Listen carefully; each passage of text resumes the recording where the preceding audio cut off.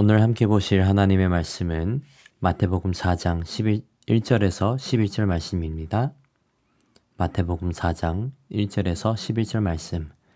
그때 예수께서 성령에게 이끌려 마귀에게 시험을 받으러 광야로 가사 40일을 밤낮으로 금식하신 후에 줄이신지라. 시험하는 자가 예수께 나와서 이르되 네가 만일 하나님의 아들이거든 명하여 이 돌들로 떡덩이가 되게 하라.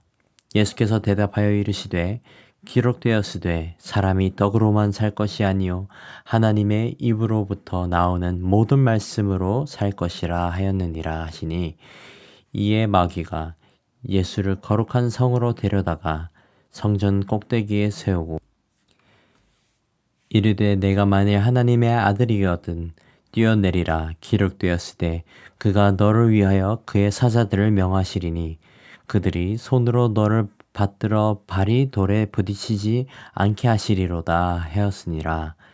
예수께서 이르시되 또 기록되었으되 주 너의 하나님을 시험하지 말라 하였느니라 하시니, 마귀가 또 그를 데리고 지극히 높은 산으로 가서 천하 만국과 그 영광을 보여 이르되 만일 네가 내게 엎드려 경배하면 이 모든 것을 내게 주리라. 이에 예수께서 말씀하시되 사탄아 물러가라. 기록되었으되 주 너의 하나님께 경배하고 다만 그를 섬기라 하였느니라. 이에 마귀는 예수를 떠나고 천사들이 나와서 수종드니라. 아멘. 본문을 보시면 예수님께서 광야에서 지내시면서 사단의 시험을 받는 모습을 보게 됩니다. 40일 동안 금식을 하시고 난 후에는 사탄이 처음으로 나타나 시험을 주었습니다. 첫 시험은 3절에서 나와 있듯이 네가 만일 하나님의 아들이거든 명하여 이 돌들로 떡덩이가 되게 하라 하였습니다. 40일 동안 금식을 하신 예수님은 아마 배고픔의 끝을 경험하고 계셨을 것입니다. 그럼에도 불구하고 예수님은 이렇게 대답합니다.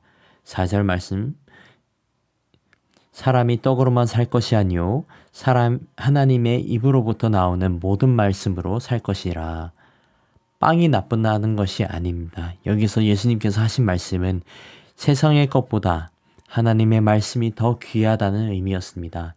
사람은 육신의 음식도 필요하지만 제일 필요한 것은 바로 영의 양식을 의미한 것입니다. 이어서 사단의 두 번째 시험을 보게 됩니다.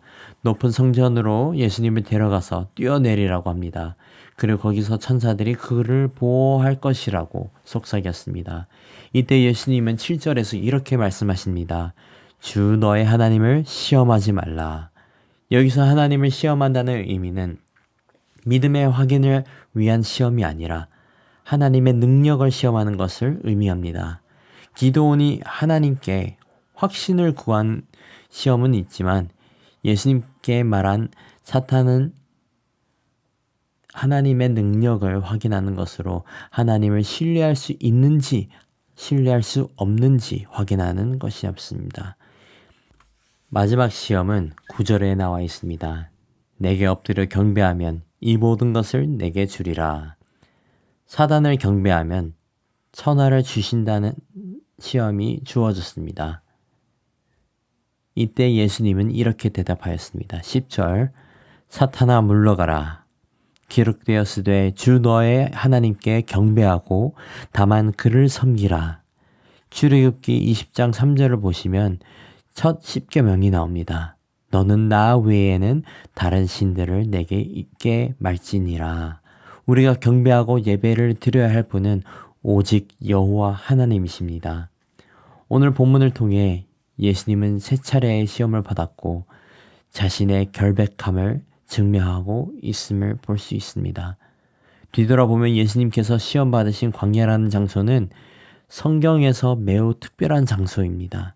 광야라고 하면 하나님께서 이스라엘을 애굽으로부터 출애굽을 시킨 장소였습니다. 또한 출애굽기 32장을 보시면 광야는 이스라엘이 하나님 앞에 우상 숭배함으로 하나님께 반항했던 장소이기도 합니다. 우상 숭배뿐만 아니라 애굽으로부터 구원하신 하나님께 감사하지 못하는 죄 또한 범했습니다. 결론적으로 이스라엘 백성들은 그들의 죄 때문에 하나님께 심판받았던 곳 또한 광야였습니다. 그러한 광야에서 이번에는 예수님께서는 하나님께 순종하고 순결함을 지키는 일에 성공했습니다. 오늘 본문은 믿는 모든 그리스도인들에게 예수님의 대속하심을 다시 기뻐 감사하게 되는 말씀입니다.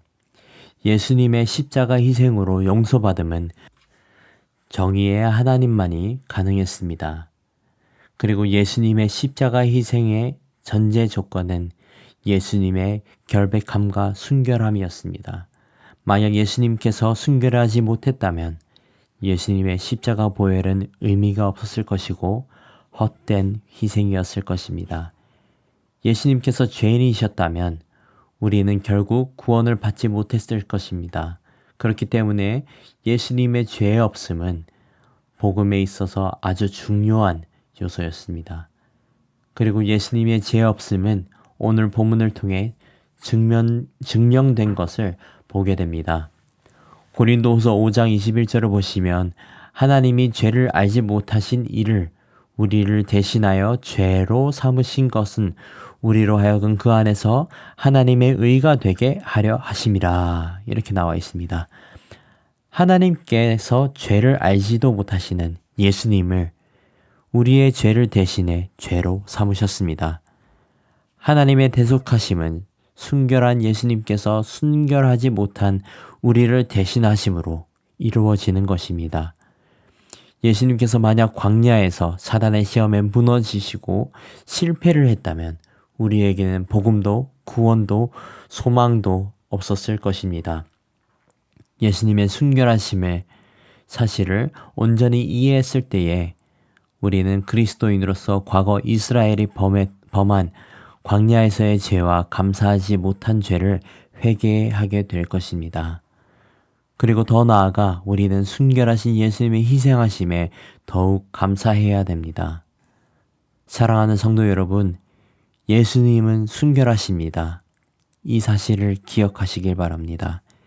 예수님의 순결하심만을 통해 우리의 죄는 대속받게 되는 것입니다. 이 사실을 기억하시고 주께 온전히 감사 올려드리는 은혜가 있기를 소망합니다.